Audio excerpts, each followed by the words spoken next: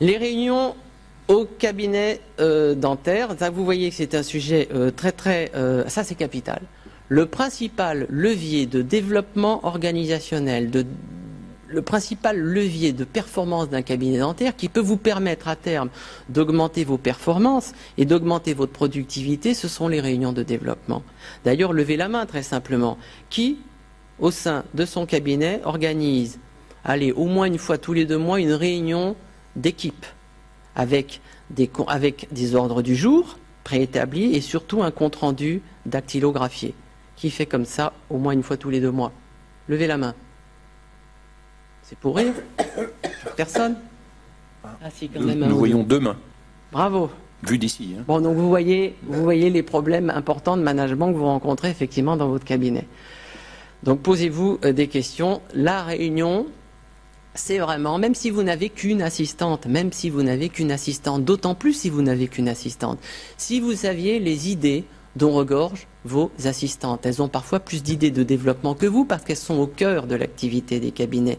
Vous avez la tête dans le guidon, la tête dans vos soins. Vous avez du mal à prendre du recul sur votre activité.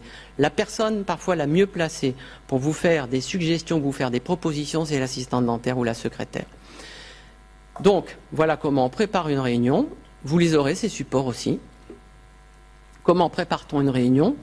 Parce que ça se prépare. Hein. Les praticiens qui disent « Oh, mais si, on en fait des réunions.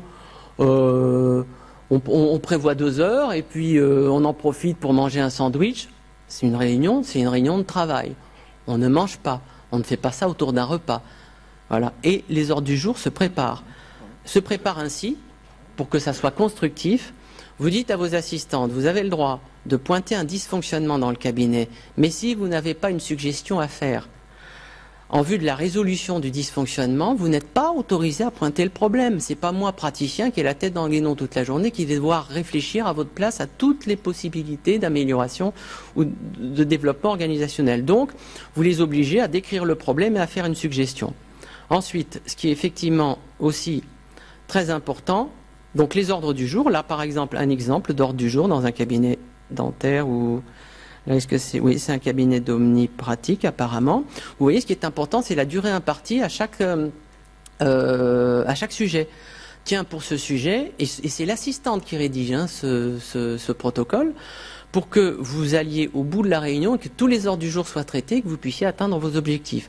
Donc là, on considère, là, le praticien veut revoir la durée impartie à ces natures d'actes. Donc il dit, l'assistante pense qu'il serait bon de chronométrer par exemple tous les actes pour revoir les durées qui apparemment sont pas bonnes puisque le praticien prend du retard sur la gestion de ses soins. Donc chronométrer. Bon voilà, tous ces sujets, vous voyez, c'est important, mettez un temps imparti. Voilà pour l'astuce. Et surtout, sinon, c'est pas la peine de faire une réunion. S'il n'y a pas de compte-rendu comme celui-ci, c'est pas la peine, faites pas de réunion. Hein. Et puis je vais vous dire, faites pas de réunion, puis travaillez seul aussi, sans assistante. Voilà. La thématique, le compte-rendu de réunion doit être rédigé ainsi, avec l'objectif, la personne responsable de la réalisation de l'objectif et surtout l'échéance, la date à laquelle effectivement la tâche ou l'objectif doit être atteint. Voilà. Vous aurez ces exemples, voilà. Et vous le faites signer, ce compte-rendu. Vous le faites signer effectivement à la fin par vos assistantes, qui reconnaît qu'elle a bien pris note des objectifs que vous lui aviez assignés.